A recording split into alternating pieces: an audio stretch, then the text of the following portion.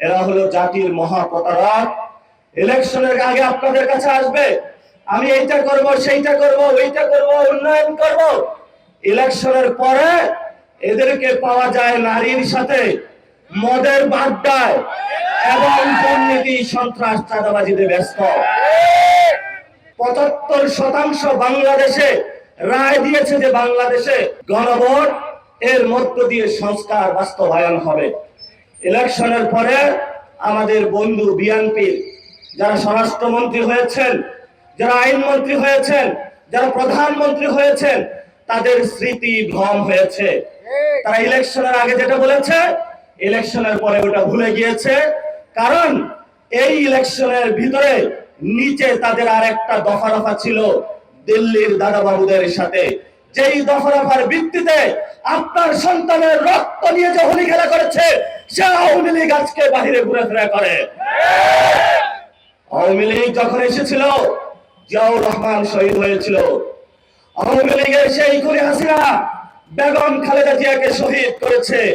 আমরা প্রধানমন্ত্রীকে সতর্ক করে দিচ্ছি, এই আওয়ামী লীগের সাথে যদি আপনি আবার আঘাত করেন, তাহলে আপনাকে আওয়ামী লীগ হত্যা করবে। কারণ বাংলাদেশে যে আওয়ামী লীগ সংগঠন রয়েছে, স্বাধীনতার পর থেকে এরা ব্যাংক ডাকাতি করেছে, বাংলাদেশের উপরে জুলুম করেছে। ভারতের দাদাবাবুদের সাথে মিলিয়ে এখানের মুসলমানদের কিভাবে সিকিমের মতো বাংলাদেশকে দিল্লির কাছে তুলে দেওয়া যায়, সেই ব্যবস্থায় তারা জারি করেছিল। আমাদের বাংলাদেশে যারা আলেম ওলামা, আমরা যারা তরুণ যুবা, যতদিন বাংলাদেশে জীবিত থাকবো, আল্লাহর কসম করে বলছে, 1 ইঞ্চি মাটিও ভারতকে আমরা নিতে দিব না ইনশাআল্লাহ। সেজন্য ঐক্যবদ্ধ থাকতে হবে।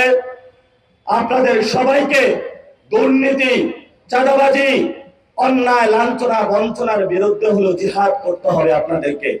কারণ এটা ওসমান হাদির দেখানোর পর, এটা শহীদ জিয়ার দেখানোর পর, এটা বেগম খালেদা জিয়ার দেখানোর পর, এই পথে অসংখ্য আলেম ওলামা, আল্লামা শফি থেকে অনেকেই জীবন দিয়ে গিয়েছেন, কিন্তু তারা জালেমের কাছে মাথা নত করেন নাই।